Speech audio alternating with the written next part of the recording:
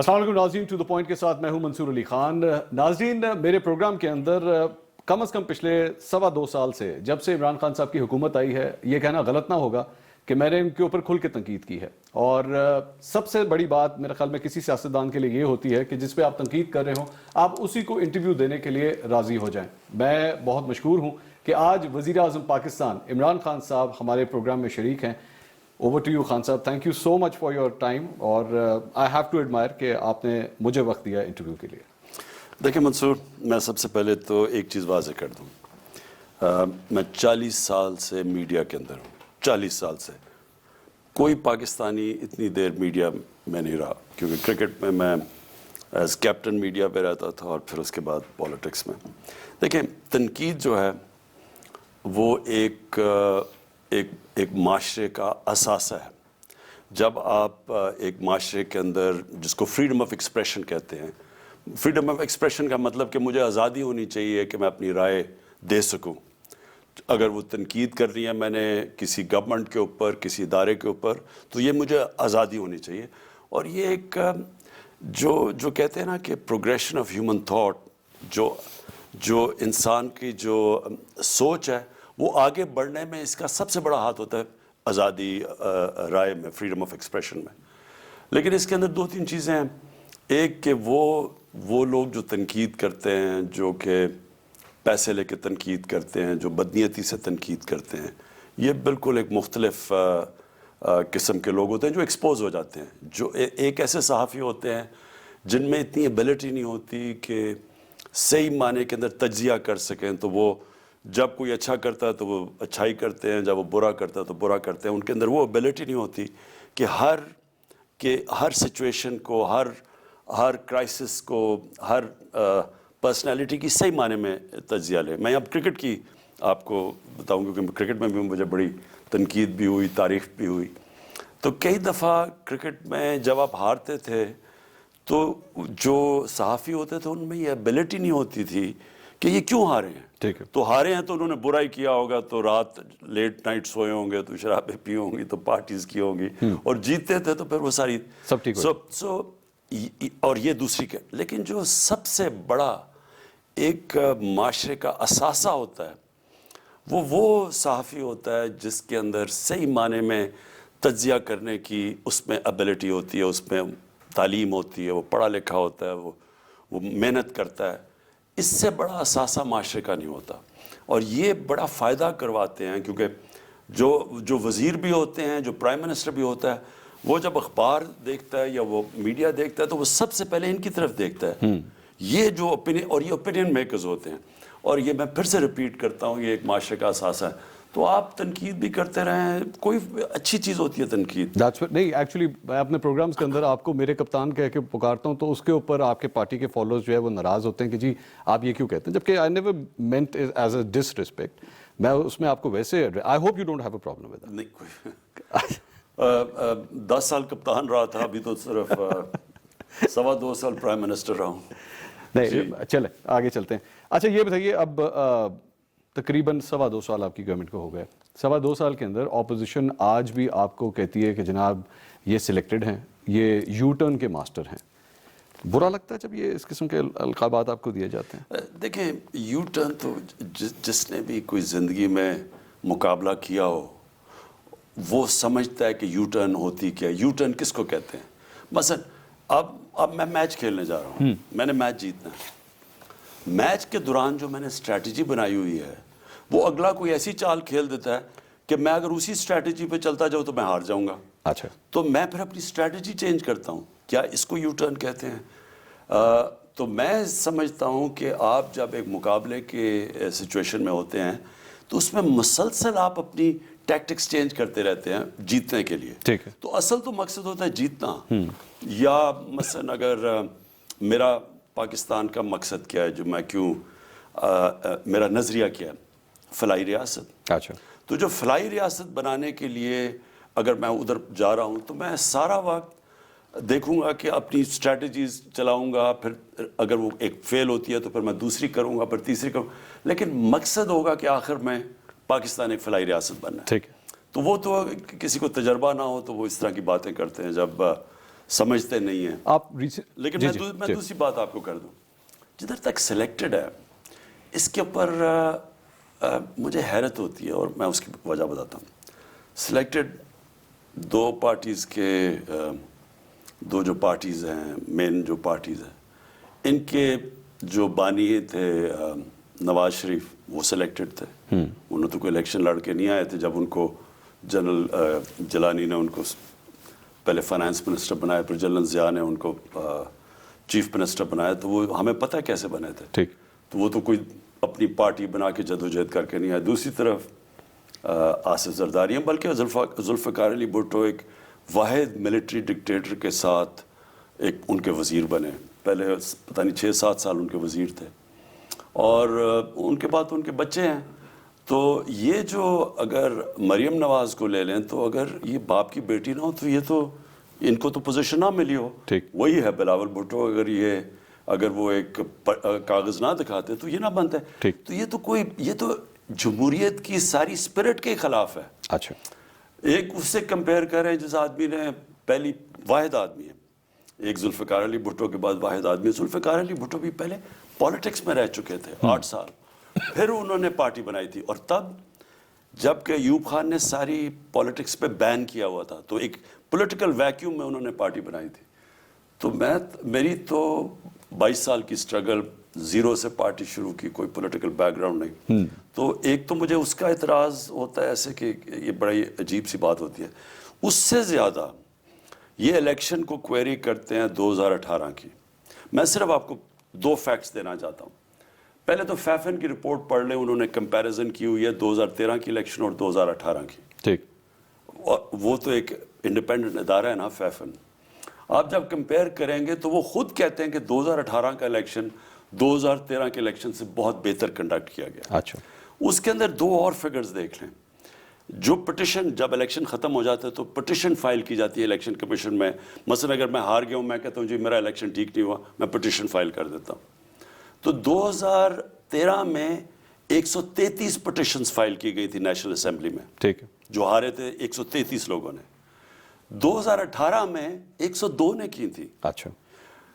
اور 2018 میں جو 102 میں کی تھی, ان میں سے نون لیگ اور پیپلز پارٹی کے ملا کے 24 پٹیشنز تھی. ٹھیک ہے.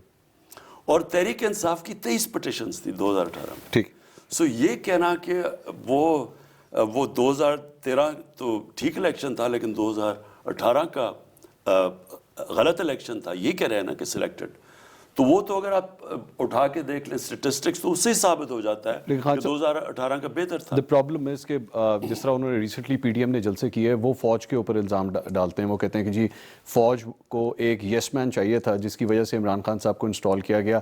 عمران خان صاحب ہر چیز کے اوپر سائن کر دیتے ہیں, کسی چیز پہ اس کو روکتے نہیں ہیں. سربراہ مختلف جو ڈپارٹمنٹس کے لگائے ہیں, وہ یا تو سرونگ یا پھر ایکس فوجی جو ہیں, ان کو جو سروس مین ہیں ان کو وہاں پہ لگا دیا گیا ہے. تو آپ کی کوئی ایک ایسی چیز ہوگی جس میں آپ نے فوج کو ریزسٹ کیا ہو کہ نہیں, دس از ناٹ ہیپننگ, یہ نہیں ہوگا؟ کوئی ایسی چیز ہے پچھلے 2.5 سال میں؟ دیکھیں منصور, فوج کو میں ریزسٹ تو تب کروں جب فوج میرے اوپر کوئی پریشر ڈالے. اچھا. تب ریزسٹ کروں. ٹھیک. مجھے ایک چیز آج تک فوج نے نہیں کہی کہ جو میں کرنا چاہتا تھا اور وہ کہیں کہ یہ نہ کرو تو یہ کرو. ایک ایسی چیز نہیں ہے. اچھا. ساری فورن پالیسی میری آپ منشور اٹھا کے دیکھ لیں, ساری فورن پالیسی تحریک انصاف کی ہے.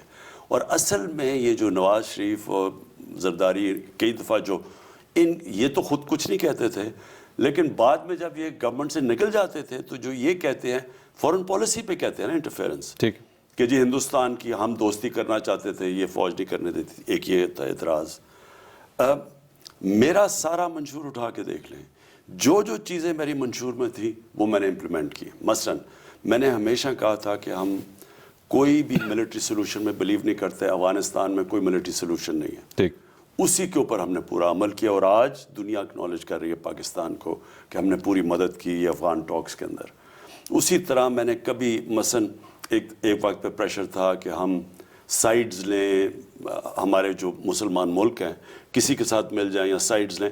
ہم نے ہمیشہ کہا تھا کہ ہم ایک مسلمانوں کو اکٹھا کریں گے, ہم فریق نہیں بنیں گے کسی بھی آپس کے اندر مسلمانوں کی کانفلکٹ میں. وہ بالکل وہی ہے. میرا مطلب مجھے کوئی اگر وہ اسپیسیفک ایگزامپل دیں کہ کدھر ہے جو کہ میں پریشر میں آیا ہوں. میں آپ کو بتاتا ہوں. میرے خیال میں اس میں ایک بہت بڑی اگزامپل جو ہے وہ جنرل ریٹائرڈ عاصم سلیم باجوہ صاحب کے حوالے سے ہے کہ آپ نے ان کا استعفیٰ ریجیکٹ کر دیا. اپوزیشن کے خلاف احتساب کے حوالے سے you are very strict. NAB حرکت میں بھی آتا ہے, سب کچھ تیز ہوتا ہے, لیکن عاصم سلیم باجوہ صاحب نے اپنا استعفیٰ آپ کو پریزنٹ کیا, آپ نے کہا میں نے دیکھ لیا, سب کلیئر ہے. آپ کا نہیں خیال اس کی تحقیقات ہونی چاہیے تھی؟ منصور, پہلے تو یہ بھی کلیئر کر لیں کہ کوئی اگر ایکس فوجی کو ہم کہیں پوزیشن دیتے ہیں جس طرح جنرل باجوہ کو دیا تھا, تو یہ تو پہلے سوچ لیں کہ کیا اس لیے دیا ہے کہ ہمیں کوئی فوج کی طرف سے پریشر ہے, یا ہم نے اس پوزیشن کے اندر دیکھا کہ کوئی ہمارے پاس بہتر آلٹرنیٹیو ہے یا کوئی آدمی ہے, اس کے بعد ہم نے فیصلہ کیا. ٹھیک. جنرل آصف باجوہ کی جو ہم نے سی پیک پہ ان کو لگایا تھا, اس کی بہت بڑی وجہ تھی. اس کی وجہ یہ تھی کہ سی پیک کے اندر جو گوادر ہے وہ فوکل پوائنٹ ہے سی پیک. ٹھیک. جنرل باجوہ کی وہاں وہ سدرن کمانڈ کے ہیڈ تھے, اور ان کی اور ادھر ایک سیکیورٹی ایشو بھی ہے, آپ کو پتہ ہے بلوچستان کے اندر. تو اس سب کو دیکھ کے ان کا تجربہ, وہاں وہ پہلے کام کرتے رہے تھے چائنیز کے ساتھ, تو اور چائنیز سے بھی کنسلٹ کر کے ہم نے اس وقت ہم نے جو سمجھا تھا کہ ہمارے پاس بہترین آپشن وہ جنرل باجوہ ہے. ٹھیک. تو اس میں کوئی کسی کی طرف سے پریشر نہیں تھا, کوئی کسی نے مجھے نہیں کہا کہ جی اس کو لگاؤ. That was your own choice. بالکل, اور وہ اس لیے تھی کہ جب ہم آئے تھے تو وہ سدرن کمانڈ کے ہیڈ تھے. ٹھیک. تو جب ہم نے سی پیک کے اوپر اور گوادر کے اندر جو پریزنٹیشنز لی تو وہ جنرل باجوہ نے دی تھی ہمیں. اسپیشل اسسٹنٹ کے طور پہ ان کا استعفیٰ کیوں منظور کیا گیا, وہ کیوں لے لیا گیا پھر؟ نہیں, وہ ان کو ہم ٹیمپرری لے کے آئے تھے. دیکھیں انفارمیشن کے اندر کیوں لے کے, آپ یہ بھی سن رہے ہیں, اس لیے لے کے آئے کہ یہ جب آئی ایس پی آر میں تھے تو انہوں نے آئی ایس پی آر کا پورا ایک سیٹ اپ بنایا تھا. ٹھیک ہے. انہوں نے پورا وہ جو اس کو as an institution set up کیا تھا. اس سے پہلے آئی ایس پی آر کی اس طرح کی وہ ایک ادارہ نہیں بنا ہوا تھا جس کے اندر بڑا پروفیشنل ادارہ بنا تھا. ہم انفارمیشن منسٹری کو ریویمپ کرنا چاہتے تھے. ہم یہ چاہتے تھے کہ اس کے اندر بڑا ایک لوگوں کو بھرتی کیا گیا, وہ بلوٹڈ سی ہے, وہ پرفارم کرتی نہیں ہے. اس کے اندر جو میڈیا کے پرسنالٹیز, جو میڈیا سمجھتے ہیں جس طرح کے لوگ آنے چاہیے, وہ تھے نہیں. اور بڑا ایک انویلڈی سا ادارہ ہے. بلکہ وہ صرف انفارمیشن منسٹری نہیں, ہمارے اتنے اور ادارے انویلڈی. اور انفارمیشن منسٹری میں پی ٹی وی میں جو لوگ بھرتی کیے ہوئے انہوں نے, وہ پورا, یعنی آپ کی چینل چلتی ہیں, تھوڑے سے لوگ ہوتے ہیں اس میں 100-150, وہاں پہ ہزاروں لوگ بھرتی کیے ہوئے ہیں, پینشنز ان کی اتنی. تو ہم ان کو اس لیے لے کے آئے تھے کہ ان کا تجربہ تھا, تو ہم یہ چاہتے تھے کہ ایک ریفارم کا ہمارے پاس ایک روڈ میپ بن جائے ان کے لیے. آپ بینگ اے پرائم منسٹر, کیونکہ آپ نے کہا میری رسپانسبلٹی ہے, آپ یہ کہہ سکتے ہیں کیمرے کے اوپر کہ آپ کے خیال میں is absolutely neat and clean, آپ کو کوئی پرابلم نہیں, کوئی ایشو نہیں نظر آ رہا؟ نہیں, میں یہ نہیں کہہ سکتا کیونکہ یہ تو میرا کام ہی نہیں کہنے کا, لیکن جو ان کے اوپر الزامات لگے تھے انہوں نے اس کی بڑی تفصیلی جواب دیا. ٹھیک ہے. اور پھر جو ہمارے لا منسٹر تھے, میں نے ان سے بیٹھ کے دیکھا کہ یہ جو انہوں نے آنسر کیے ہوئے ہیں, کیونکہ وہ تو صرف ایک الزام تھے نا, اگر کسی کو کچھ ہے تو وہ نیب میں درج کروا دیں. اچھا. دیکھیں نیب میں آپ جا کے رکھوا سکتے ہیں کہ جی یہ ان کے پرابلم, یہ ان کی چیزیں نکلی ہیں, یہ آپ انویسٹیگیٹ کریں. ٹھیک ہے. تو وہ کر سکتے ہیں جنہوں نے بھی کیا ہے, لیکن وہ تو صرف اخبار میں الزام آئے تھے یا کسی ٹی وی. ناظرین, وزیر اعظم صاحب ہمارے ساتھ موجود ہیں, اور بھی کئی سوالات ہوں گے ایک چھوٹے سے بریک کے بعد. پلیز اسٹے ود اس.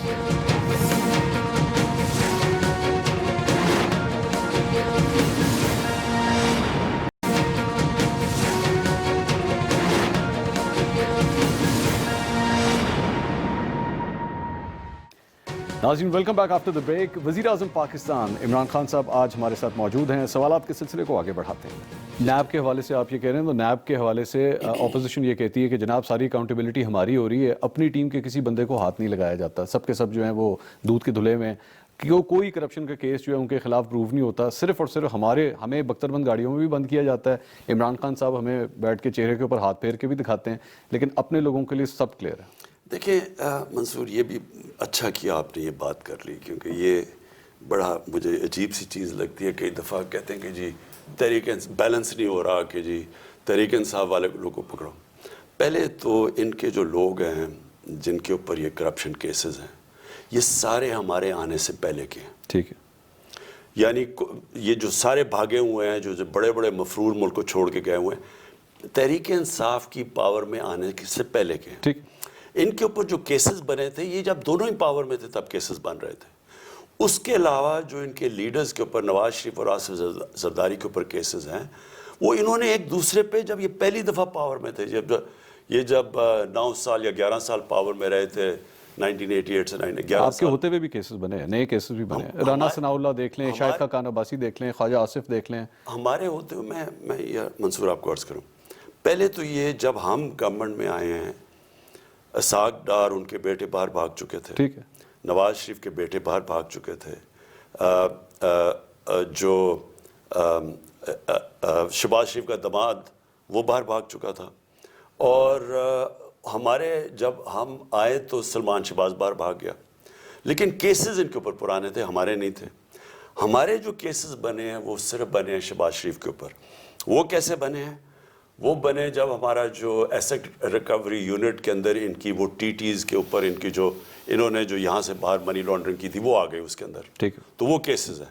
اس کے علاوہ جو ان کے کیس جو باہر بھاگے وہ سارے ہمارے سے پہلے ہیں، عابد شیر علی ہمارے سے پہلے کے بھاگے ہوئے ہیں. اچھا، سو وہ تو نیب میں ایک کیسز بنے تھے جب یہ خود پاور میں تھے. اب آ جائیں کہ نواز اور زرداری کے اوپر، ان دونوں کے اوپر کیسز، یہ جب دونوں 11 سال پاور میں تھے، زرداری کو 2 دفعہ جیل میں نواز شریف نے ڈالا. حدیبہ پیپر مل کا جو کیس بنایا وہ پیپلز پارٹی نے بنایا نواز شریف کے اوپر. ٹھیک ہے. زرداری کے اوپر سرے محل کا کیس انہوں نے بنایا. اس کے بعد یہ جب ان کو دونوں کو این آر او ملا، جنرل مشرف نے دیا، حدیبہ پیپر مل میں نواز شریف باہر چلے گئے، اور آصف زرداری کو جب انہوں نے ان کے وہ سوئس بینک وہ کیسز این آر او جب دیا تو یہ پھر واپس آئے، اور اس کے بعد انہوں نے خود کیسز بنائے. اور اس کے علاوہ آپ کو پتہ ہونا چاہیے کہ بی بی سی کی 2 ڈاکیومنٹریز بنی ہوئی ہیں نواز کے اوپر اور زرداری کے اوپر، ان کی کرپشن پہ. ان کے اوپر ایک کیپٹلز ایکلیز ہیل کے اندر پورا چیپٹر لکھا ہوا ہے ان کی کرپشن کے اوپر. سو یہ ہم نے نہیں بنائے، میں صرف یہ کہنا چاہتا ہوں.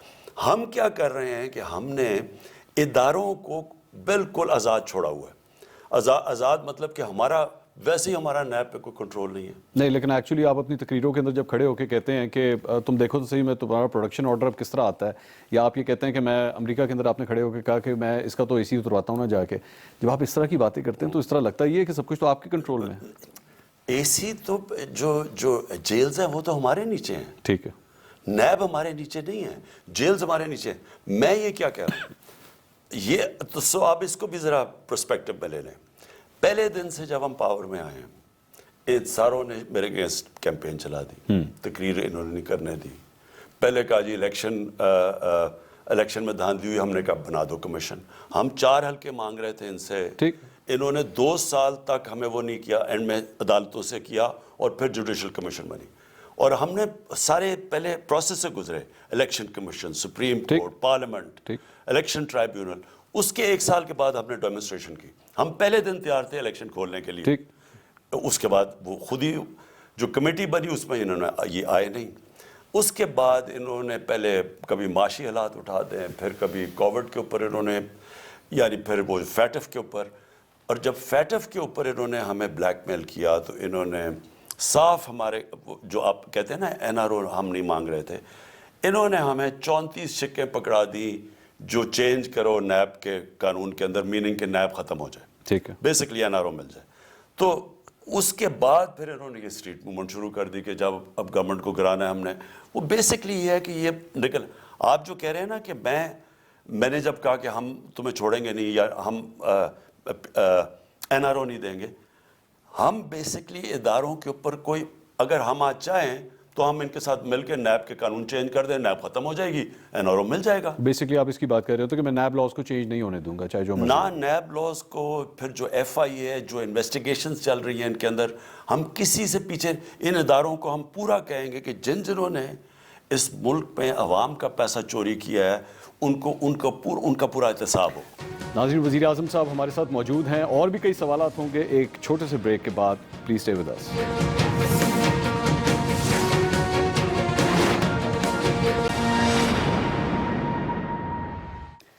ناظرین، welcome back after the break. وزیر اعظم پاکستان عمران خان صاحب آج ہمارے ساتھ موجود ہیں. سوالات کے سلسلے کو آگے بڑھاتے ہیں. ایک اور پرائم ایگزامپل جو ہے کہ آپ اپنے لوگوں کے اوپر ہاتھ نہیں ڈالتے، وہ جہانگیر خان ترین ہے. شہباز گل صاحب نے بیٹھ کے اناؤنس کر دیا جناب ایگریکلچر کمیٹی سے ہم نے ان کو ہٹا دیا ہے.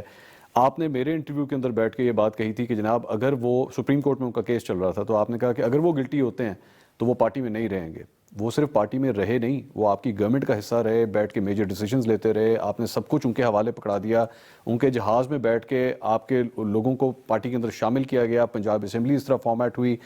آپ کی بنائی ہوئی جو کمیشن رپورٹ تھی وہ یہ کہہ رہی تھی کہ ہاں جی بہت زبردست قسم کی کرپشن کی ہے انہوں نے, صرف ان کے اوپر نہیں, خسرو بختیار کے اوپر بھی, لیکن کسی قسم کا کوئی ایکشن نہیں ہوا, آزاد گھوم رہے ہیں وہ آج بھی پاکستان میں.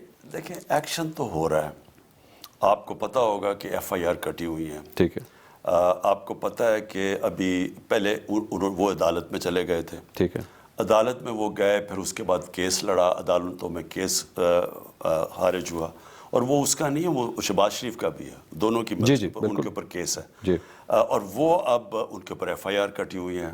کمپٹیشن کمیشن میں ان کا کیس چل رہا ہے. آپ کو پتہ ہے کہ کمپٹیشن کمیشن اب سے 11 سال تک کچھ بھی نہیں کر رہی تھی, وہ بالکل ان اسٹے آرڈر لیے ہوئے تھے وہ بالکل, تو کمپٹیشن کمیشن کو ریوائیو کیا انہوں نے, وہ ان کے اندر علیحدہ فائنڈنگز چل رہی ہیں, تو ایف آئی اے کے اوپر علیحدہ چل رہی ہیں.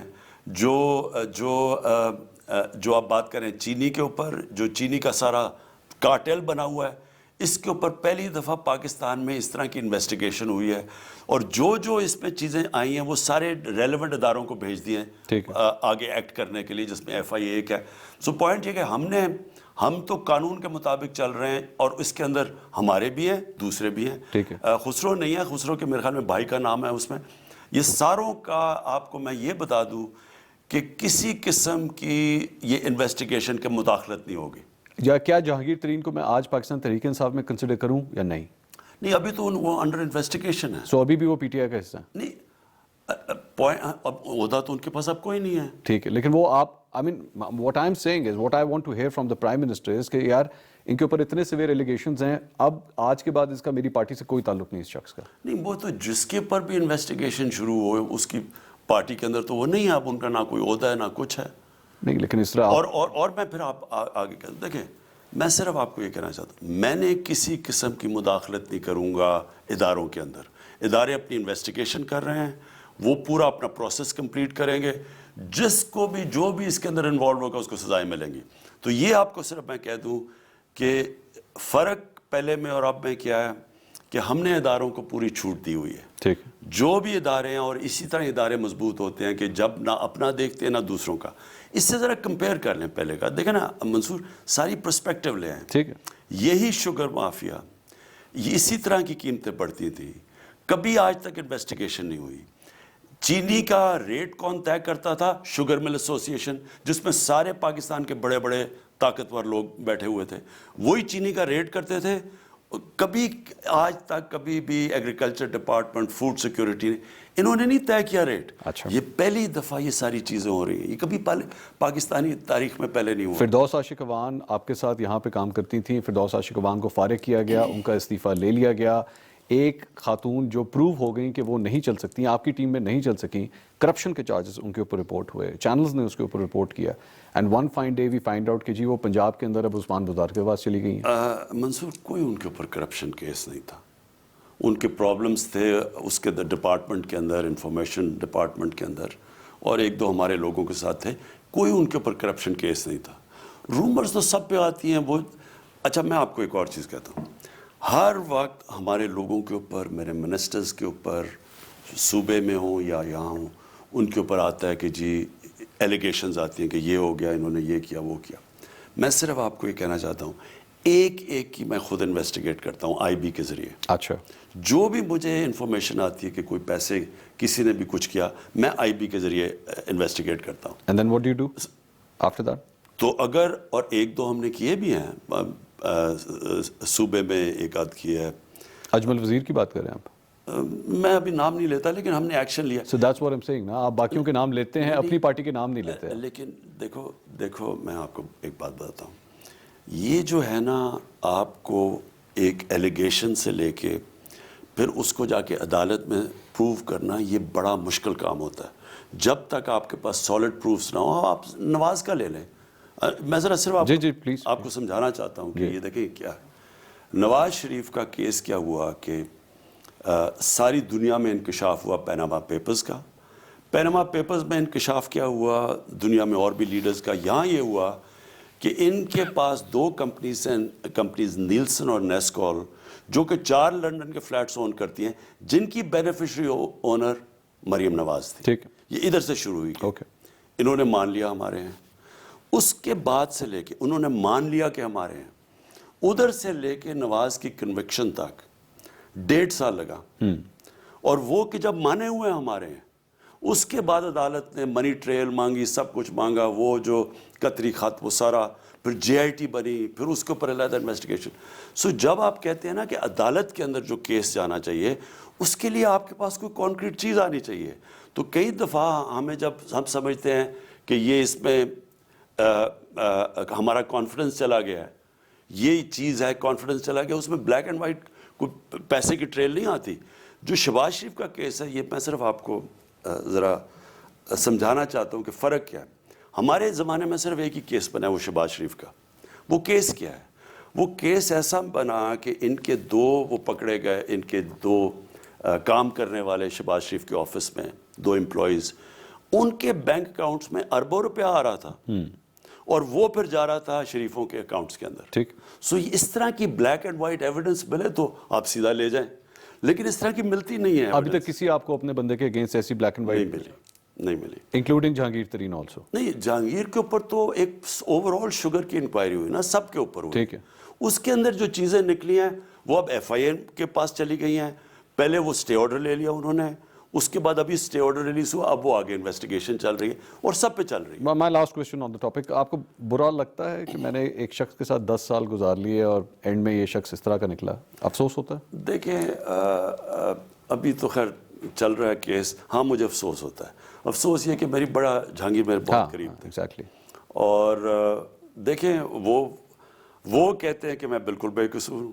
جہانگیر کہتے ہیں جو ایلیگیشنز ہیں وہ غلط ہیں. تو وہ اب انویسٹیگیشن ہے جو اس چیز میں سامنے آئے گی. لیکن ہاں اگر آپ کہتے ہیں کہ اور تو چھوڑیں کہ بڑے مشکل وقت سے گزر رہا ہے وہ جہانگیر. سنیں آپ کو میسیجز بھی کرتے ہیں, آپ جواب نہیں دیتے آگے سے؟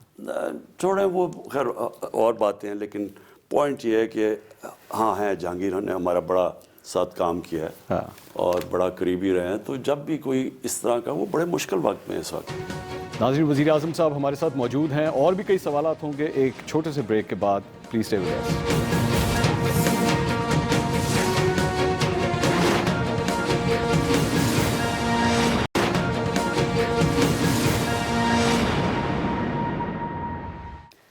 ناظرین, welcome back after the break. وزیر اعظم پاکستان عمران خان صاحب آج ہمارے ساتھ موجود ہیں. سوالات کے سلسلے کو آگے بڑھاتے ہیں. پی ٹی وی کے حوالے سے بات ہو رہی تھی, ابھی تھوڑی دیر پہلے آپ نے ذکر کیا. پی ٹی وی کے اندر نعیم بخاری صاحب کو آپ نے لگایا. آپ نے آن ریکارڈ آپ کا اسٹیٹمنٹ موجود ہے کہ ہم لوگ میرٹ کے اوپر لوگوں کو لگایا کریں گے. اب ریسنٹلی ان کی ایک اسٹیٹمنٹ آئی کہ جناب پی ٹی وی کے اوپر صرف گورنمنٹ کا موقف چلے گا اور کچھ نہیں چلے گا. ایک بات یہ. دوسری بات یہ, نعیم بخاری صاحب پیناما کے کیس کے اندر آپ کے وکیل تھے. ڈو یو تھنک یہ میرٹ ہے کہ اپنے ہی وکیل کو پی ٹی وی کا آپ اس طرح لگا دیں چیئرمین؟ نعیم بخاری میرے وکیل تو بنے پیناما میں. جی. اس سے پہلے وہ 50 سال پی ٹی وی کے اوپر ایک بہت بڑی شخصیت رہ چکی. بالکل بالکل ہے. اگر کسی کا بھی تجربہ ہے پی ٹی وی کے اوپر, اگر میں دیکھوں اوور 5 ڈیکیڈ سے, میں 70s کی بات کر رہا ہوں, 70s سے نعیم بخاری پی ٹی وی سے ایسوسیٹ پروگرامز کرتے تھے. یعنی ان کی جو انڈرسٹینڈنگ ہے پی ٹی وی کی شاید ہی کسی کی ہے. اور نعیم کو تو ہم نے خود ریکویسٹ کیا کہ دیکھیں پی ٹی وی کو, پی ٹی وی ایک پاکستان کا ایسا ایک ادارہ ہوتا تھا جو ہماری فلمیں تو نہیں مقابلہ کرتی تھی, لیکن پی ٹی وی کے پلیز ہندوستان کے اندر سب چلتے تھے. یعنی ان کی پی ٹی وی کا سٹینڈرڈ وہ ہوتا تھا. بدقسمتی سے جس طرح سارے ادارے آہستہ آہستہ نیچے گئے, یہی نیپوٹزم کی وجہ سے, تو ہماری کوشش یہ تھی کہ کس کو, جو جب پی ٹی وی ایک بڑا زبردست ادارہ ہوتا تھا, وہ جو لوگ اس سے ایسوسیٹڈ تھے وہ زیادہ اتنے ہیں نہیں, بچ نہیں گئے. ان میں نعیم بخاری ایک بہت بڑا نام ہے. تو ہماری کوشش یہ تھی, اور یہ یاد رکھیں یہ ایگزیکٹو نہیں ہے, ٹھیک ہے, یہ بورڈ کی چیئرمین ہے. بالکل. لیکن وہ یہ کہہ رہے ہیں, چیئرمین پالیسی بناتا ہے. وہ یہ کہہ رہے ہیں کہ جناب صرف حکومت کا موقف چلے گا, اپوزیشن کو کوئی ٹائم نہیں ملے گا اس کے اوپر. Is that fear? نہیں, ان کا مجھے نہیں پتا, ابھی تو وہ بورڈ کے چیئرمین نہیں بنے, ابھی تو وہ بورڈ ہی نہیں, پورا بورڈ کانسٹیٹیوٹ نہیں ہوا. لیکن دیکھیں جو بی بی سی ہے, بی بی سی بیسکلی اگر ایک حکومت اپنا موقف پیش کرنا چاہتی ہے تو تو ایک ایسا ادارہ ہوتا ہے جو کہ ساری دنیا میں مثلاً BBC کرتا ہے, اور میں اب TRT دیکھ رہا ہوں جو ترکی کا بڑا زبردست چینل ہے, وہ کرتا ہے, الجزیرہ ہے, ٹھیک ہے, وہ قطر گورنمنٹ کا ایک موقف, لیکن وہ اپنی کریڈیبلٹی بھی کرتا ہے کیونکہ وہ ایک بیلنس بھی کرتا ہے, ٹھیک ہے, ہر قسم کا موقف لے کے. لیکن اگر صرف ایک اسپوکس پرسن, ایک کیا کہہ رہا ہوں کہ ایک ماؤتھ پیس بن جائے گا اگر PTV صرف گورنمنٹ کا, تو اس کی تو ریٹنگ گر جائے گی. تو اس کو ایک, اب BBC ہے وہ اپنی طرف سے تو بیلنس کرتا ہے, لیکن ان کی اینگل تو ایک ہوتی ہے. لیکن آپ یہ سمجھتے ہیں کہ اپوزیشن کو ٹائم ملنا چاہیے, جی بالکل ملنا چاہیے. Good to hear that. ناظرین, وزیر اعظم صاحب ہمارے ساتھ موجود ہیں, اور بھی کئی سوالات ہوں گے ایک چھوٹے سے بریک کے بعد. پلیز اسٹے ود اس.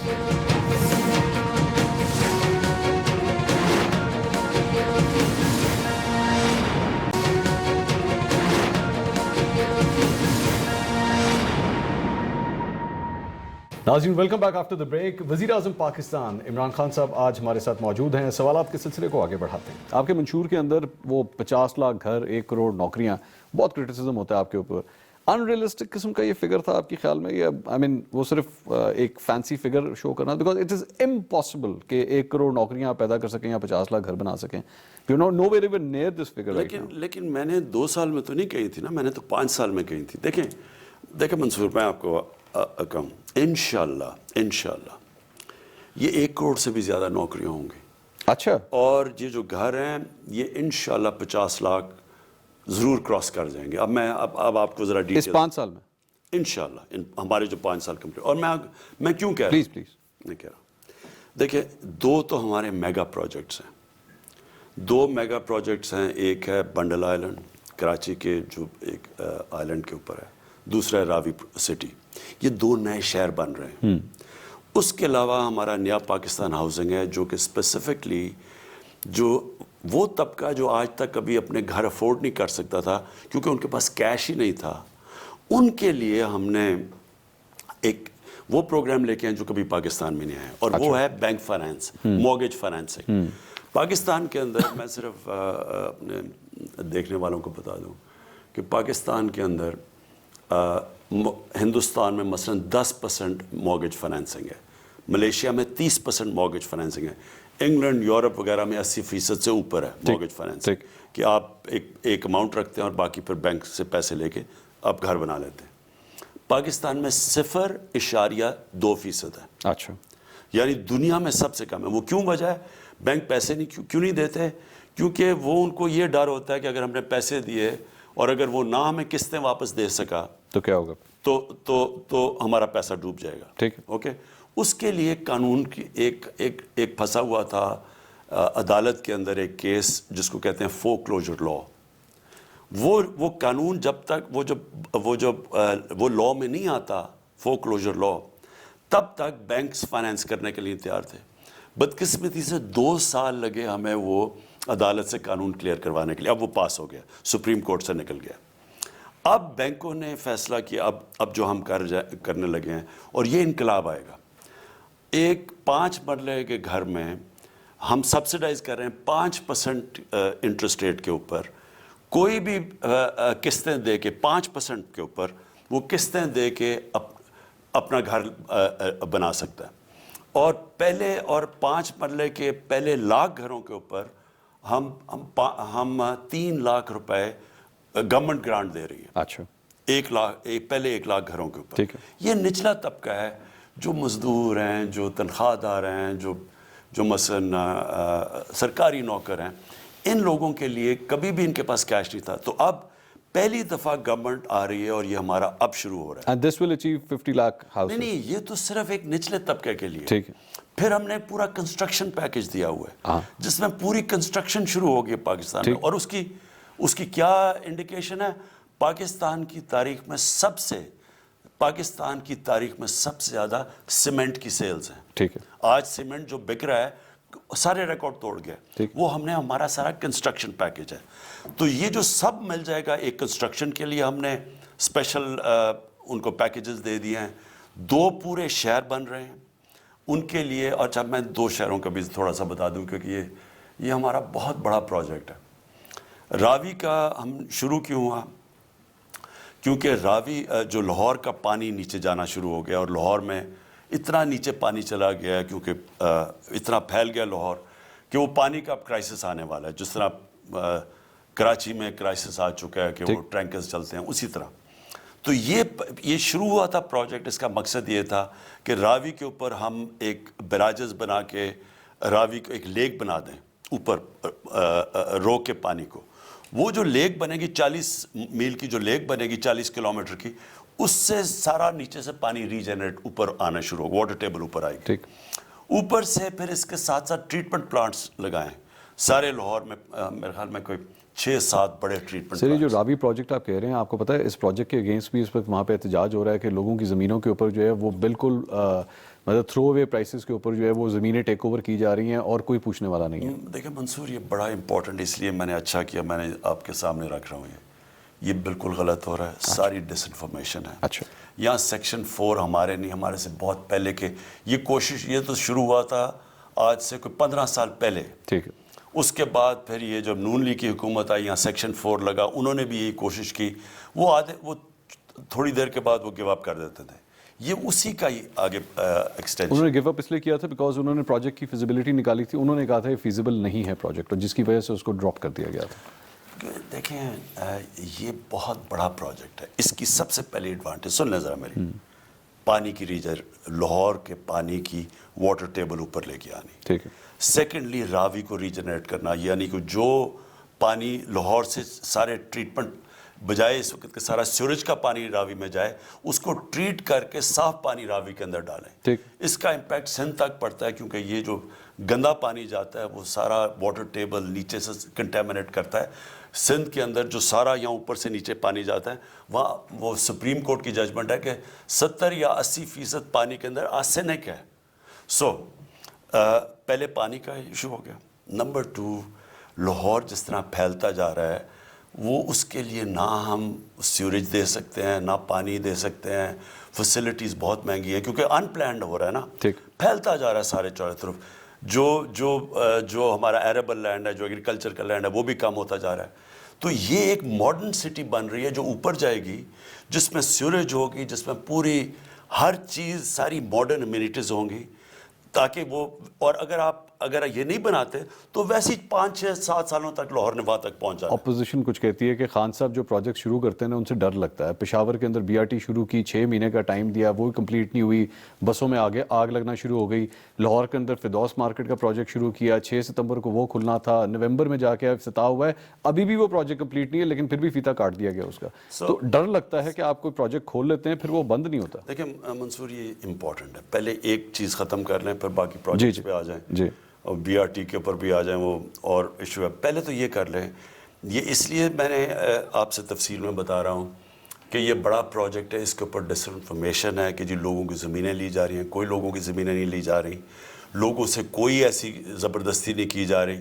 لیکن یہ پروجیکٹ اگر ہم نے لاہور کو بچانا ہے, جس طرح وہ پھیلتا جا رہا ہے, جس طرح وہاں پانی کے پرابلمز آ رہے ہیں, سیوریج کے پرابلمز ہیں, راوی تباہ ہو رہا ہے, یہ پروجیکٹ بنائی مقصد اس کا یہ تھا کہ لاہور کو بچانے کے لیے. یہ جو ساری ان پلانڈ سیٹلمنٹ ہے, اس کو ایک پلانڈ سیٹلمنٹ لے کے جائیں, یہاں 60 لاکھ درخت اگائیں تاکہ لاہور کی یہ جو آلودگی ہے, جو پولوشن ہے, لاہور میں تو 70% درختوں کا کور ختم کر دیا 20 سالوں میں. لاہور دگنا ہو گیا ہے پچھلے 20 سالوں کے اندر. اس لیے اس کو بچانے کے لیے یہ ہے, اور پھر اس کے پانی کے ایشوز, اور ایک ماڈرن سٹی بنے. وہی بنڈل آئلینڈ جو کراچی کے اندر ہے, وہاں بھی بالکل وہاں بھی یہی کیمپین ہے. اچھا, کوئی یہ نہیں پتا چل رہا کہ سب سے زیادہ انوائرمنٹلی فرینڈلی وہ شہر بن رہا ہے. اور یہ دونوں جو ماڈرن, پوری ہم ان کے اندر انوائرمنٹ کے اوپر پورا جو پہلے سارے چیکس کر رہے ہیں, ان کے انوائرمنٹس کے جتنے بھی جو ماڈرن سٹیز ہیں دنیا میں, اس طرح کی پہلے انوائرمنٹ کا دیکھ رہے ہیں. وہاں کی مینگرووز کو کیسے ہم نے بچانا ہے, وہاں جو مچھلی پکڑنے والے ہیں وہاں سارا سیوریج جا رہا ہے کراچی کا, وہ جو بنڈل آئلینڈ ہے وہ سارا کراچی کا, وہاں مچھلیاں تو ہے ہی نہیں, وہ آگے جانا پڑتا ہے. ادھر ٹریٹمنٹس پلانٹ لگا کے اس کا بھی سارا مقصد یہ ہے کہ کراچی جو پھیلتا جا رہا ہے حیدرآباد کی طرف, اس کو بچانے کے لیے. لیکن ان کے اندر ہوگا کیا, ایک نوکریاں ملیں گی, ہماری ینگ پاپولیشن ہے, بے روزگاری بڑھی ہے, اس سے نوکریاں ملیں گی. نمبر 2 اس سے اوورسیز پاکستانیز یہاں انویسٹ کریں گے اور بہت اس وقت انٹرسٹ ہے اوورسیز پاکستانی کا. اس کا مطلب ہمارے پاس ڈالرز آئیں گے. ہمارا جو مسئلہ یہ جو کرنٹ اکاؤنٹ ڈیفیسٹ کا جو ہمیں آئی ایم ایف کے پاس جانا پڑتا ہے, ڈالرز زیادہ باہر جا رہے ہیں, کم ملک میں آ رہے ہیں, اس سے ملک میں زیادہ ڈالرز آئیں گے, ہمارا فارن ایکسچینج ریزروز بڑھیں گے. ٹھیک, وہ سر آپ کا جو ٹریک ریکارڈ ہے میں اس کے بارے میں بات کر رہا تھا. آپ کی Peshawar B R T, Lahore کا Firdous market under pass, all delayed performance کے حوالے سے بسوں کے اندر آگے لگتی رہیں, بند کرنا پڑا پروجیکٹ کو دوبارہ. ایسی اس کی تو یہ دیکھیں جو بی آر ٹی ہے نا, وہ فرق کیسے ہے, یہ جو انہوں نے میٹروز بنائی ہیں وہ ایشین ڈیولپمنٹ بینک کا پروجیکٹ ہے. ایشین ڈیولپمنٹ بینک کی اپنی ساری بڑی اسٹرکٹ, انہوں نے کس طرح ٹینڈرز کرنے تھے, جو ان کی سلیکشن تھا, ساری چیزیں کمپلائی کیا ہوا ہے ایشین ڈیولپمنٹ بینک سے. اس لیے ہم سب سے پہلے انہوں نے کہا نا کہ جی یہاں کسی قسم کی کرپشن ہے, ہم سب سے پہلے کہہ رہے ہیں کہ اس کو انویسٹیگیٹ کرو. اچھا, کوئی کسی قسم کا نہ نیب کسی کو ہم روکنے نہیں دے رہا ہے. ڈیلے ہوا کیوں ہوا, اس کی بھی بڑی وجوہات ہیں. جلدی میں کروانے کی کوشش کی, وہاں تھوڑی پرابلمز آ گئی, لیکن ٹرانسپیرنسی یہ ہے کہ جو بھی پروجیکٹ ہو اس کو ہم الاؤ کریں. میں یہ چاہتا ہوں کہ یہ جو پروجیکٹس کو ایک صحیح معنی میں انڈیپینڈنٹ ایویلیویشن ہو کہ وہ پشاور کا پروجیکٹ کیا, اور وہ یاد رکھنا وہ پروجیکٹ کے اندر انشاءاللہ سبسڈی نہیں دینی پڑے گی. وہاں ٹریفک اتنا زیادہ ہے. ٹھیک ہے, یہ جو پروجیکٹس ہیں اب یہ جو بنے ہیں لاہور میں, ان کے اندر ہم ایکسپیکٹ کر رہے ہیں کہ 24 ارب روپے کی وہ اورنج ٹرین ملا کے یہ دو میٹروز ہیں, 24 ارب روپے کی ہر سال صرف لاہور کی ٹرانسپورٹ پہ سبسڈی دینی پڑے. ناظرین وزیر اعظم صاحب ہمارے ساتھ موجود ہیں, اور بھی کئی سوالات ہوں گے ایک چھوٹے سے بریک کے بعد. پلیز اسٹے ود اس.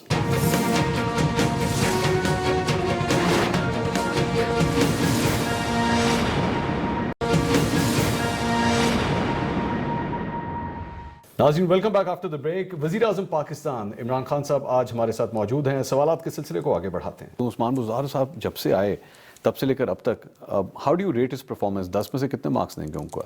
دیکھیں عثمان بزدار کا سب سے بڑا جو آنے کا مقصد وہ یہ تھا کہ میں یہ چاہتا تھا, پہلے تو میں اپنی ویژن آپ کو بتا دوں کہ میری ویژن پاکستان کی ایک فلاحی ریاست کی. جی, فلاحی ریاست کا مطلب یہ ہوتا ہے کہ ایک ریاست جو اپنے کمزور طبقوں کی, غریب لوگوں کی, جو طبقہ پیچھے رہ گیا اس کا دھیان رکھے اور اس کو اٹھائے, اور دوسرا جو علاقے پیچھے رہ گئے. ٹھیک ہے. اب عثمان بزدار کا جو علاقہ ہے وہ سارے پنجاب میں سب سے غریب علاقہ ہے. ٹھیک ہے. ڈی جی خان کا ٹرائبل ایریا سے آتا ہے, وہاں پانی نہیں ہے, وہاں بجلی نہیں ہے. تو میں یہ چاہتا تھا کہ عثمان بزدار کو جن کو پتہ ہو اور فکر ہو کہ ہمارا غریب طبقہ کیسے رہ رہا ہے. پاکستان کی بدقسمتی ہے کہ چھوٹا سا طبقہ امیر ہوتا جا رہا ہے اور باقی لوگ نیچے جا رہے ہیں.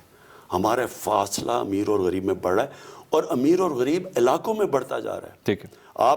آپ جو سپینڈنگ دیکھیں کہ مثلا پنجاب اور بھی دیکھ لیں, لیکن پنجاب میں کتنی سپینڈنگ ہوتی ہے, کس شہر میں, کتنے علاقوں میں کتنا پیسہ پر کیپٹا کتنا جاتا ہے, تو سب سے کم سپینڈنگ ہوتی ہے جدھر ان کا علاقہ ہے. کتنے مارکس دیں گے 10 میں سے کتنے مارکس؟ میرے خیال میں کہ جب یہ 5 سال پورے ہوں گے پنجاب کے چیف منسٹرز میں سے عثمان بزدار نمبر 1 ہوں گے. اچھا, مطلب ان دی ہسٹری؟ بالکل ہوں گے, ہسٹری آف پنجاب. میں یہ آج آپ کے سامنے رکھ رہا ہوں. میں منصور یہ میرا دن یاد رکھ لینا, آپ یہ نوٹ کر لیں. 5 سال کے بعد, اور وہ گیج کیسے کریں گے نا, یہ بھی کہ گیج ایسے کریں گے کہ روزگار, کیا غربت کم ہوئی ہے پنجاب میں. جو دیکھیں مجھے کیا اس پہ سب سے اچھی چیز پسند آئی, میں نے ان کو کہا کہ آپ کو جو سب سے بنیادی چیز ہے غریب آدمی کے لیے ہے کہ جب وہ بیمار ہوتا ہے اس کے گھر میں ان کے پاس پیسہ نہیں ہوتا. جی. آج فیصلہ ہوا ہے کہ پنجاب میں 2021 کے اینڈ تک سارے پنجاب کے لوگوں کے پاس ہیلتھ کارڈ ہوگا. 10 لاکھ روپے کی انشورنس, یعنی سارے پنجاب کے گھرانوں میں. سو ہر فیملی کے پاس ایک 10 لاکھ روپے کی ہیلتھ انشورنس ہوگی. سر یہ ہیلتھ کارڈ والا سسٹم تو پہلے سے سٹارٹ ہوا ہے. یہ نہیں, پچھلے دور حکومت سے سٹارٹ ہوا. یہ نہیں ہے, یہ صرف پہلے کے پی میں ہوا ہے. ایسا کبھی سسٹم ایسا تو ڈیولپ ملکوں کے اندر یہ سسٹم نہیں ہے یونیورسل ہیلتھ کیئر. ایک خاندان کے پاس 10 لاکھ روپے ہوں گے, کسی بھی ہاسپٹل میں جا کے اپنا علاج کروا سکتے ہیں. ٹھیک ہے. صرف گورنمنٹ ہاسپٹل نہیں, پرائیویٹ ہاسپٹل میں جا سکتے ہیں. منصور میں آپ کو یہ بھی بتا دوں کہ یہ صرف ہیلتھ انشورنس سے صرف یہی نہیں ہوگا کہ ایک عام آدمی کو پروٹیکشن ہوگی, یہ ایک پورا ہیلتھ سسٹم بنے گا اس کے اوپر. اچھا. مثلاً ہم نے اب پرائیویٹ جو ہاسپٹلز ہیں, ہم نے ان کو کہا کہ آپ جو بھی اکوپمنٹ پاکستان میں نہیں بنتی ہاسپٹل کی وہ ڈیوٹی فری ہے اب. اوکے. سو ڈیوٹی فری ہاسپٹلز اپنی اکوپمنٹ پاکستان میں امپورٹ کر سکتے ہیں. اس کے بعد ان کو اب ہم کوشش کر رہے ہیں کہ یہ جو زمینیں ہیں اوقاف کی اور یہ جو زمینیں ہیں ایویکیو ٹرسٹ کی, بڑی زمینیں پڑی ہوئی ہیں, ان زمینوں کو اسپیشلی ہاسپٹلز کے لیے بڑے سب سے کم ریٹس کے اوپر ان کو ہم بنانے دیں ہاسپٹل. ٹھیک ہے. اور پھر جب ہیلتھ کارڈ آ جائے گا تو آپ دیکھیں گے کہ یہ چھوٹے چھوٹے شہروں میں بھی ہاسپٹل بنیں گے. پرائیویٹ ہاسپٹلس کی میں بات کر رہا ہوں, کیونکہ ابھی تک تو چھوٹے شہروں میں وہ اس لیے نہیں جاتے کہ ان کے پاس پیسے نہیں ہوتے لوگوں کو. آپ بزدار صاحب کی اتنی تعریف کر رہے ہیں, آپ نے کہا کہ وہ پنجاب کے سب سے کامیاب وزیر اعلیٰ ہوں گے, لیکن اگر آپ ان کی پرفارمنس اٹھا کے دیکھیں, 5 آئی جیز چینج ہو گئے, پتہ نہیں کتنے سیکٹری چینج ہو گئے, ریسنٹلی سی سی پی او لاہور کو چینج کرنا پڑا, اور بیوروکریسی میں اتنی اکھاڑ پچھاڑ ہوئی ہے اس پچھلے 2.25 سال کے اندر کہ لوگ بھول جاتے ہیں کہ آج کل سیکٹری کون ہے, آج کل آئی جی کون ہے. اتنی چینجز ہو گئی ہیں. لگ اس طرح رہا ہے کہ ان کو نہیں آ رہا, کام نہیں کرنا آ رہا کہ کس طرح ایکچولی میں نے اپنی ٹیم بنانی ہے, اور سننے میں آ رہا ہے پنجاب کابینہ میں دوبارہ چینجز ہونے والے ہیں. چینجز کرنا اس کا مطلب کہ کوئی یہ بری پرفارمنس ہے کسی کی اگر وہ چینجز کر رہا ہے؟ اچھا, ویسے ہی چینج کر رہے ہیں. نہیں, میرا پوائنٹ یہ ہے کہ آپ اگر میرا تو مقصد میچ جیتنا ہے, تو میں وہ میچ جیتنے کے لیے اپنی ٹیم جو میں سمجھوں گا کہ بیسٹ آپٹیمم چیز ہے میں وہ لے کے آؤں گا, میں چینجز بھی کرتا رہوں گا. اب پنجاب کے اندر پرابلم کیا ہے, 30 سال سے وہی ایک پولیٹیکل سیٹ اپ بیٹھا ہوا ہے. 30 سال سے. ٹھیک. 30 سال سے سیٹ اپ کا مطلب کہ ان کے ہر جگہ کے اوپر وہ لوگ جو پولیٹیسائز ہو چکی ہے بیوروکریسی, ان کے اندر وہ بھی لوگ بیٹھے ہوئے ہیں, ان کے اندر ان کے نان میرٹ کے اوپر لوگ بیٹھے ہوئے ہیں. تو جب اب آپ نے جب آپ کا کام ہے کہ پرفارمنس دینا, اب جب رکاوٹیں آتی ہیں اور آپ دیکھتے ہیں کہ کوئی ایسے لوگ ہیں جن کی کیپبلٹی نہیں, تو آپ ان کو چینج کر دیتے ہیں. فیاض الحسن چوہان اسی طرح چینج ہوئے تھے. نہیں, فیاض کی اور وجہ ہے, لیکن میں تو بیوروکریسی کی آپ بات کر رہے ہیں نا, میں تو پہلے آپ کو بیوروکریسی کی بات کروں. بیوروکریسی کے اندر اس لیے چینجز ہیں کہ ہماری گورنمنٹ تو پہلی دفعہ آئی ہے, ہم تو کبھی پہلے پاور میں نہیں آئے, تو ہم نے تو ٹرائل اینڈ ایرر کے اوپر چلے ہیں کہ جب کسی کو لے کے اس کو موقع دیا, جب اس نے نہیں پرفارم کیا اسے چینج کر دیا. تو میں تو ابھی کمبینیشن مثلا چیف سیکرٹری بہت اچھے آ گئے ہیں پنجاب کے اندر اور چل پڑے ہیں, یعنی کمبینیشن آئی جی پنجاب کی بھی آپ نے تعریف ہی کی تھی, اور تعریف کے اگلے ہی 10 دن کے اندر اندر وہ فارغ ہو گئے. ہاں, لیکن انہوں نے 3 مہینے کے بعد ویسے ہی ریٹائر ہو جانا تھا. اچھا. لیکن جو نئے آئی جی ہیں ان کی بڑی زبردست پرفارمنس ہے. ٹھیک ہے. جو کر رہے ہیں. تو دیکھیں پوائنٹ یہ ہے کہ ہم جب شوکت خانم ہم نے بنایا, آج انٹرنیشنل سٹینڈرڈ کا ہاسپٹل ہے. شوکت خانم کے اندر ایک جوائنٹ کمیشن انٹرنیشنل, جو ایک انٹرنیشنل ادارہ ہے جو کہ اوور آل دنیا کے اندر ہاسپٹلس کو گریڈنگ کرتا ہے, تو اس کی سرٹیفکیشن ہے دونوں شوکت خانم کی. لیکن جب پہلے 4 سال کے اندر 4 چیف ایگزیکٹوز ہم نے بدلے, اور وہ انٹرنیشنلی بڈنگ کر کے آئے تھے. پوائنٹ یہ ہے کہ چینج ڈزنٹ مین کہ آپ کوئی غلطی کر رہے ہیں, چینج مین کہ آپ ایک آپٹیمم کمبینیشن ڈھونڈ رہے ہیں, آپ نے گورننس دینی ہے. لوگوں نے آخر میں 5 سال کے بعد عثمان بزار کو جج کرنا ہے کہ کیا گورننس اچھی تھی پہلے سے یا بری تھی. فیاض الحسن چوہان کے حوالے سے بات ہو رہی تھی, ان کو لگایا گیا, ہٹایا گیا, لگایا گیا, پھر ہٹایا گیا, ان بیچارے کو پتہ بھی نہیں تھا کہ مجھے فارغ کر دیا گیا. Why does this happen? نہیں, ان کی یہ تھی کہ وہ ایک تکڑی منسٹری چاہتے تھے, وہ ان کو مل گئی ہے. اور وہ ایک دفعہ تو انہوں نے ایک ہماری مائنورٹی کمیونٹی کے اوپر ایک ایسا ریمارک پاس کیا تھا جو اس کے اوپر ان کو ہم نے ہٹایا تھا. اور اس مرتبہ اس بار وہ ایک تکڑی منسٹری چاہتے ہیں جو کہ ان کو مل گئی ہے اب. اچھا, اس وجہ سے ان کو انفارمیشن منسٹری سے سننے میں آیا کہ بیسکلی فردوس عاشق اوان چاہتی تھی کہ مجھے تنگ کرنے والا کوئی نہ ہو, جو کچھ بھی کرنا ہے وہ میں, آئی شوڈ بی ریسپانسبل. ایسے نہیں ہے. اچھا, نہیں ایسا نہیں ہے, ہمیں فردوس بھی چاہیے تھی. اچھا. اور فیاض ابھی بھی اسپوکس پرسن ہے پنجاب گورنمنٹ کے, لیکن ان کو منسٹری مل گئی. ناظرین, وزیر اعظم صاحب ہمارے ساتھ موجود ہیں, اور بھی کئی سوالات ہوں گے ایک چھوٹے سے بریک کے بعد. پلیز اسٹے ود اس.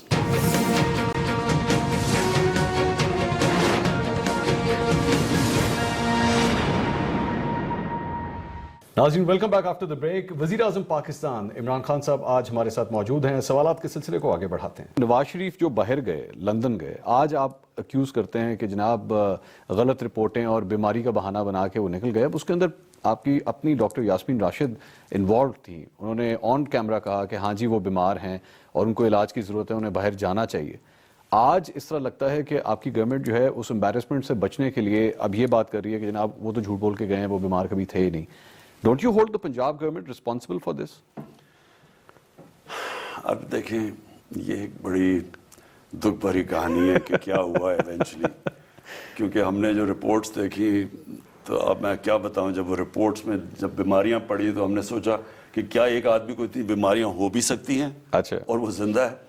تو خیر وہ ساری پوائنٹ یہ ہے کہ شہباز شریف نے گارنٹی دی لاہور ہائی کورٹ کو کہ علاج کر کے واپس آ جائیں گے. ٹھیک ہے, یعنی کسی نے یہ نہیں کہا کہ وہ پالیٹکس کرنے کے لیے باہر جا رہے ہیں.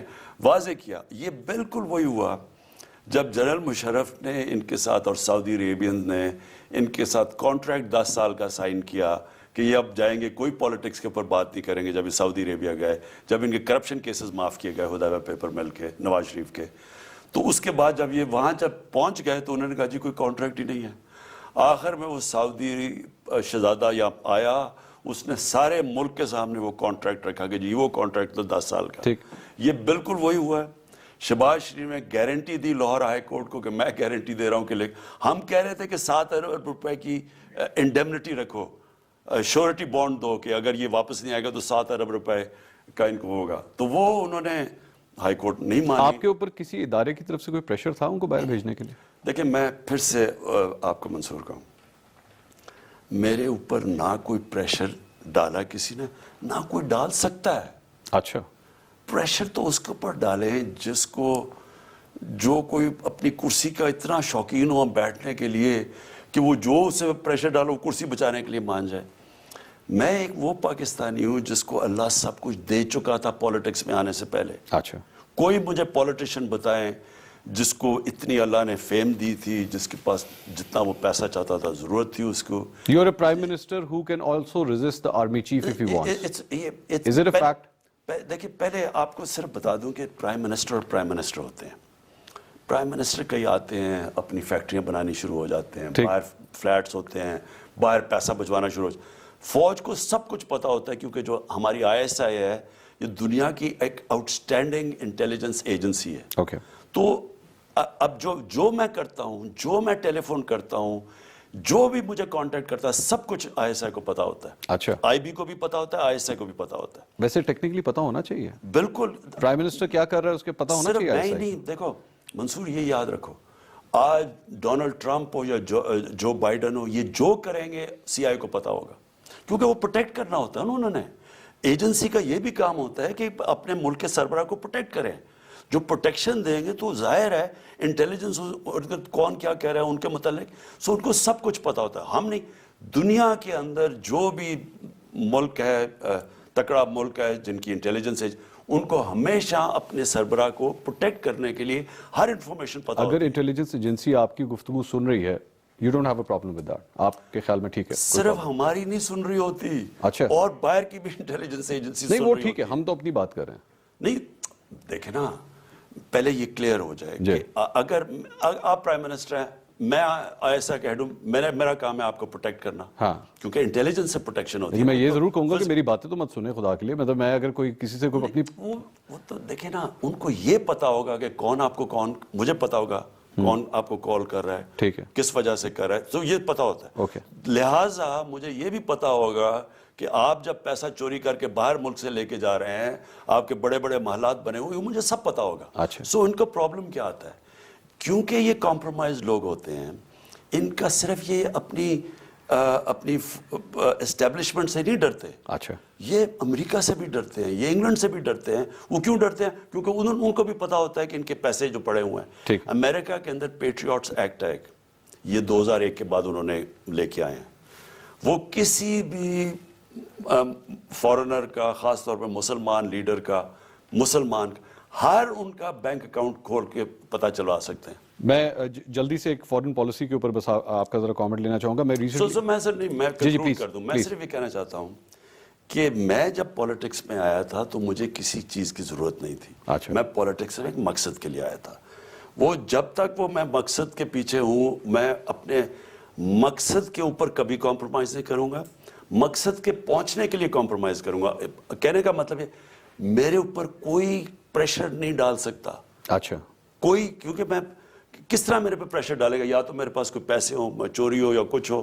بلیک میل ہوتا ہے نا پریشر. کاف لیگ کے حوالے سے آپ آن ریکارڈ موجود ہیں. پرویز الہی کو آپ نے پنجاب کا سب سے بڑا ڈاکو کہا اور اس کے بعد ان کو کولیشن میں ڈال دیا. یہ کمپرومائز تھا؟ چلیں اور بات کریں, ہر سوال کا جواب. چلے ٹھیک. ویسے بڑی بات ہے کہ آپ دوبارہ ان سے ملنے گئے. چودھری شجاعت کا ویسے میں نے ہمیشہ بڑی رسپیکٹ کیا, تو ان کی طبیعت ٹھیک نہیں تھی, میں ملنے گیا. چل فارن پالیسی کے حوالے سے ذرا بات کر لیں. میں ریسنٹلی ابھی آپ کا ایک بیان پڑھ رہا تھا کہ آپ کی سب سے بڑی کامیابی آپ یہ سمجھتے ہیں کہ آپ کی فارن پالیسی جو ہے وہ آپ کو بڑی کامیابی ملی. I was actually preparing a list. Opposition آپ کو بلیم کرتی ہے کہ آپ کے ہوتے ہوئے کشمیر ہاتھ سے چلا گیا, آپ کے ہوتے ہوئے انڈین پائلٹ ابھینندن کو واپس کیا گیا. اس وقت سعودی عربیہ کے ساتھ ہمارے تعلقات خراب ہیں. ایم بی ایس آپ کا فون نہیں اٹھا رہے. یو اے ای کے اندر پاکستانیوں کے ویزز انہوں نے ریجیکٹ کر دیے ہیں. پاکستانی اب وہاں پہ کام تک نہیں کر سکتے. آل انڈر یور واچ. پہلے یہی کشمیر تھا, یہی نریندر مودی تھا. پیلٹ گنز استعمال کر رہے تھے, بچوں کو اندھے کر رہے تھے. یہ نریندر مودی نے جب سے ہم آئے تو نہیں کشمیر کے اوپر یہ آپریشن شروع کی. ٹھیک ہے. یہ تو نریندر مودی جب نواز شریف وہاں بھی گئے تو جب حریت کے لیڈرز ملنے آئے تو نواز شریف نے نہیں ملا انہیں. اوکے. فورن سیکٹری وہ تسلیمہ صاحبہ کہتی ہیں کہ ہمیں انسٹرکشنز تھے کہ ہندوستان کی ہم نے تنقید نہیں کرنی. اچھا. سو کمپیئر کریں وہ پیریڈ جب کہ وہی ظلم ہو رہا تھا کشمیریوں پہ. صرف اس بار تو سٹیٹس چینج کیا انہوں نے, 370 آرٹیکل کیا, لیکن اس سے پہلے کشمیریوں کے اوپر ظلم ہو رہا تھا. میس گریوز ڈسکور ہوئی کشمیر میں. ٹھیک ہے. کیا نواز شریف نے ایک دفعہ اس کی بات کی؟ اور وہی نریندر مودی کہتا تھا کہ نواز شریف تو بڑا اچھا ہے, لیکن جو آرمی چیف ہے وہ اصل میں دہشت گرد ہے. اچھا. یہ آپ اٹھا کے دیکھ لیں کہ ان کا ریکارڈ ہے. سو پہلے تو کشمیر آج ایک انٹرنیشنل ایشو بن چکا ہے. جو پاکستان نے سٹینڈ لیا کشمیر میں, میں آپ کو چیلنج کرتا ہوں کہ 1972 کے بعد بتائیں کہ کبھی کسی گورنمنٹ نے ایسا سٹینڈ لیا جو آج لیا. ٹھیک ہے. ناٹ اونلی کہ کشمیر انٹرنیشنلائز ہوا ہے, ساری دنیا کی انگلینڈ پارلیمنٹ میں اس کے اوپر بات ہوئی ہے, امریکہ کے اندر کانگریس میں بات ہوئی ہے, یونائٹڈ نیشنز کی سیکیورٹی کاؤنسل کے اندر 3 دفعہ کشمیر کی بات ہوئی ہے جو کبھی 50 سال میں نہیں ہوئی تھی. ٹھیک ہے. سو پہلے تو کشمیر جدھر آج ہے کبھی پہلے نہیں تھا. اوکے. نمبر 2, ہم سمجھتے ہیں کہ ہماری سعودی عربیہ سے بالکل ٹھیک ریلیشن شپ ہے. اچھا. میں ایم بی ایس ٹیلی فون نہیں لیتا, کوئی ایسی بات نہیں ہے, ہماری بالکل ٹھیک ریلیشن شپ ہے. انہوں نے جہاز تو نہیں واپس منگوایا تھا جب آپ امریکہ سے آ رہے تھے؟ یہ کہا کہ جی ایم بی ایس نے کہا کہ وہ آپ نے جا کے مسئلہ کشمیر کو اٹھایا, آپ کو منع بھی کیا تھا, اس کے علاوہ آپ وہ ٹرکش بلاک میں چلے گئے, انہوں نے کہا میرا جہاز واپس کرو. Did that happen? نہیں, بالکل نہیں. اچھا. نہیں, ان کا جہاز میں ہی ہم آئے تھے وہاں سے یو این سے. جی. وہ بلکہ خراب ہو گیا تھا, پھر گئے, پھر وہ دوسرا جہاز بھیجا, وہ آئے تھے. دیکھیں, سو یو اے ای کا ایکچولی ایک ویزے کا ایشو بنا ہوا ہے, جو نئے ویزز ہم نے کوئی 10 اور مسلمان ملک ہیں, انہوں نے ان کے ویزز کے اوپر, نئے ویزز کے اوپر کچھ کیا, لیکن اس سے بھی بات چیت چل رہی. لیکن میری بالکل ان کی جو ایم بی زیڈ ہے ان سے بالکل ٹھیک ریلیشن شپ ہے, سو کوئی ایشو نہیں ہے. ترکی سے ہماری بہت اچھی ریلیشن شپ ہے, اور چائنا سے پرابلی وہ ریلیشن شپ ہے جو کبھی پہلے تھی نہیں. افغانستان جو ہمیں اتنی سسپیشن سے دیکھتا تھا اب تک, آپ کو پتہ ہے افغانستان سے اسٹیٹمنٹس آتے ہیں کہ پاکستان یہ کر رہا ہے. آج ہماری افغانستان سے وہ ریلیشن شپ جو میرے خیال میں پہلے کبھی تھی نہیں, اور پاکستان کا رول اکنالج کرتا ہے آج امریکہ, بجائے ڈو مور کہنے کہ آج امریکہ کہتا ہے کہ پاکستان نے وہ اسٹیٹمنٹس دیتے ہیں کہ جو پاکستان نے پیس پروسیس کے اندر مدد کی ہے, پہلے امریکنز کو طالبان کو بٹھانے میں اور پھر طالبان کا انٹرا افغان ڈائلاگ میں, وہ کبھی پہلے نہیں ہوا. تو مجھے یہ بتائیں کہ آج جدھر پاکستان پلیسڈ ہے فورن پالیسی میں چیلنج کرتا ہوں, پہلے کبھی بتائیں کیسے تھا. ناظرین, وزیر اعظم صاحب ہمارے ساتھ موجود ہیں, اور بھی کئی سوالات ہوں گے ایک چھوٹے سے بریک کے بعد. پلیز اسٹے ود اس.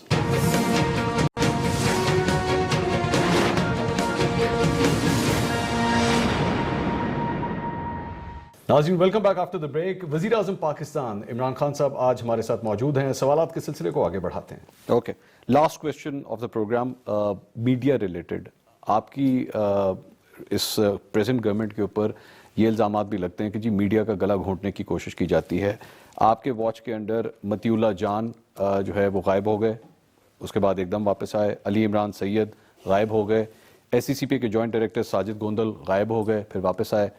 اس پہ کیا کہیں گے آپ؟ پہلے تو مجھے ان کا کسی کا بھی آئیڈیا نہیں کہ یہ کیا ہوا. اچھا, یعنی مجھے نہیں سمجھ. ایک پہ میرے خیال میں متی اللہ جان یا کسی پہ تو فوری طور پہ میں نے, جب ہمیں پتہ چلا, ہم نے امیجیٹلی انویسٹیگیشن کروائی. Nothing happen. نہیں, ہم نے وہ واپس آ گیا. یعنی جب بھی ہوا نوٹس لیا اسی وقت وہ ریٹریو ہو گیا. پتہ تو لگے کون لے کر گیا تھا؟ وہ مجھے آئیڈیا نہیں ہے کیونکہ انٹیریئر منسٹری کو میں نے چھوڑا تھا. لیکن میں دیکھو منصور, میں آپ کو پھر سے ایک لاسٹ بات کرتا ہوں. دیکھیں میڈیا کا, میں پھر سے آپ کو کہوں کہ جو میڈیا ہے اس کا بہت بڑا رول ہے ڈیموکریسی کے اندر. وہ ایک واچ ڈاگ ہوتا ہے, وہ ایک تنقید کرتا ہے, گورنمنٹ اپنے ٹوز کے اوپر رہتی ہے, وہ پبلک میں اویئرنیس کریٹ کرتا ہے, اور جو معاشرے کا تھاٹ پروسیس آگے بڑھتا ہی تب ہے جب کہ اس کے اندر فریڈم آف ایکسپریشن ہوتا ہے. ٹھیک. لیکن مجھے صرف میڈیا سے جو پرابلم آتا ہے, جب میڈیا ایک پروپیگنڈا کیمپین کرتا ہے, جب میڈیا سلانڈر کرتا ہے, یعنی آپ کے اوپر غلط الزامات لگاتا ہے, کیونکہ اگر یہی آپ الزامات جس طرح کے میرے اوپر 2-3 لگائے گئے انہوں نے اسی دور پر, اگر, کیونکہ میں برٹش میڈیا کو سب سے بہتر جانتا ہوں, میرا وہاں 20 سال سے میڈیا کے اندر تو انٹریکشن رہتا تھا کرکٹ کی وجہ سے, وہاں اتنے اسٹرکٹ لائبل لاز ہیں کہ اگر آپ کسی کے کیریکٹر کے اوپر وہ چیزیں کہیں جو کئی دفعہ یہاں میڈیا نے کہی, وہاں اتنے ہیوی ڈیمیجز کے فائنز ہوتے ہیں, وہاں اتنی اسٹرکٹ ان کی لائبل لاز ہیں کہ تو میڈیا کے اندر آزادی کے ساتھ پھر رسپانسبلٹی بھی آ جاتی ہے. ٹھیک. انفارچونیٹلی یہاں کئی دفعہ رسپانسبلٹی نہیں آتی. میں میڈیا سے کبھی بھی, مجھے میڈیا سے کوئی فکر نہیں ہوتی کہ میڈیا, یہ غلط فہمی ہے کہ میڈیا آپ کو کتنا نقصان پہنچا سکتا ہے. ٹیمپریلی تھوڑا پہنچا سکتا ہے. سب سے کلاسک ایگزامپل ہے ڈونلڈ ٹرمپ کی. سارا مین سٹریم میڈیا نے جس طرح ڈونلڈ ٹرمپ کو اٹیک کیا, جس طرح ہم جب دیکھ رہے تھے جو مین ان کے چینلز, تو لگ رہا تھا کہ ڈونلڈ ٹرمپ کو تو لینڈ سلائڈ سے ہار جائے گا. اس نے امریکہ کی تاریخ کی سب سے زیادہ ووٹ لی ہے. ٹھیک ہے. وہ اور بات ہے کہ بائیڈن اس سے زیادہ لے گیا, لیکن یہ دونوں نے ریکارڈ قائم کیا انگلینڈ کی, امریکہ کی تاریخ میں. سو اس سے شو کیا کرتا ہے کہ وہ تب کہ کووڈ کی وجہ سے وہ مار کھا گیا. اگر وہ کووڈ نہ ہوتی اور امریکہ میں اتنا بڑے اس وقت بے روزگاری بھی اور جو اموات ہوئی ہیں وہاں, اگر وہ نہ ہوتی تو ڈونلڈ ٹرمپ جو مرضی میڈیا کرتا وہ تو جیت گیا تھا. سو میرا پوائنٹ صرف یہ ہے کہ دیکھیں میڈیا کا بہت بڑا رول ہے, تھوڑی ذمہ داری کی ضرورت ہے. کئی دفعہ میڈیا اپنی فریڈم کے ساتھ ذمہ داری, آزادی کے ساتھ جو ذمہ داری ہے وہ نہیں کرتا. وہ مجھے تو پرسنلی تو فرق نہیں پڑتا, لیکن پرابلم یہ ہوتا ہے جب آپ گورنمنٹ میں ایک اکنامک سچویشن سے ڈیل کر رہے ہیں, وہاں جب ڈس انفارمیشن آتی ہے تو اس سے ہمیں نقصان ہوتا ہے. کئی دفعہ اب پہلے تو شروع میں آتے ساتھ ہی ہمارے پاس فورن کرنسی ریزروز ہی نہیں تھے, اتنا بڑا خسارہ تھا. تو ہم جب اپنے ریزروز اوپر کر رہے تھے تو روپے پہ پریشر پڑا ہوا تھا. تو کئی دفعہ رپورٹس آتی تھیں کہ جی آئی ایم ایف سے, جھوٹی رپورٹس کہ آئی ایم ایف نے فیصلہ کیا جی 200 روپے کا ڈالر ہوگا. وہ ایک دم روپے پہ پریشر پڑنا شروع ہو جاتا تھا. ہمارے پاس ریزروز ہی نہیں تھے, ڈالرز ہی نہیں تھے کہ روپے کو روکے نیچے گرنے سے. تو اچھا, جب اگر روپیہ فری فال میں چلا جائے تو سارا ملک کو نقصان ہے. آپ کی ساری امپورٹس مہنگائی ملک میں آ گئی. وہ جو غیر ذمہ دارانہ رویہ تھا نا, اس کے پر مجھے کئی دفعہ آبجیکشن ہوتا ہے. ٹھیک. اچھا پرائم منسٹر, آخری آن اے لائٹر نوٹ, گھر پہ وہ کوئی بھی جاب کر رہا ہو اس کو پریشر آتا ہے گھر سے کہ جناب گھر پہ ٹائم بہت کم دیتے ہیں. پرائم منسٹر آف پاکستان پہ بھی پریشر آتا ہے گھر سے کہ جناب ذرا گھر پہ بھی تھوڑا ٹائم دے دیا کریں, ہر وقت آفس میں بیٹھے رہتے ہیں. صرف یہ ہے کہ ہاں پریشر تو آتا ہے, کیونکہ اس وقت جو ورکنگ آورز ہیں, پھر یہ نہیں کہ صرف جو آفس میں, گھر جا کے بھی مجھے اگلے دن کی بھی پلاننگ کرنی ہوتی ہے, اور کئی دفعہ گھر جا کے بھی 1-1.5 گھنٹہ کام کرنا پڑتا ہے. لیکن میں فرق یہ ہے کہ یہ پرائم منسٹر صرف ٹائم ہی گھر پہ گزارتا ہے اور آفس پہ. نہ کوئی سوشل لائف ہے, نہ کوئی کھانوں پہ جاتا ہے, نہ کوئی شادیوں پہ جاتا ہے, نہ کوئی فورن ٹرپس پہ جاتا ہے, صرف آفس اور گھر ہے. Good to see that. ناظرین, prime minister of Pakistan sir, thank you so مچ. आज प्राइम मिनिस्टर को उनके सामने ही कह देते हैं कि मेरे कप्तान ने आज वाकई कप्तान बनकर दिखाया है। वेरी टफ क्वेश्चंस, और मैं ऑन रिकॉर्ड ये बात कहना चाहूँगा कि मुझसे सिर्फ टॉपिक्स मांगे गए थे कि किस पे आपने बात करनी है। I never gave him the questions, और मैं इस बात की तारीफ करना चाहूँगा प्राइम मिनिस्टर की कि उन्होंने बड़े अच्छे जवाब दिए हैं। वो जवाब आपको कैसे लगे ये फैसला तो आप करेंगे, लेकिन इट टेक्स गट्स कि बीइंग अ प्राइम मिनिस्टर आप फिर भी अपने सबसे बड़े क्रिटिक को मीडिया के अंदर फेस करें। Hats off to him. नाज़रीन, प्रोग्राम टू द पॉइंट से अब तक के लिए इतना ही। अल्लाह हाफिज़।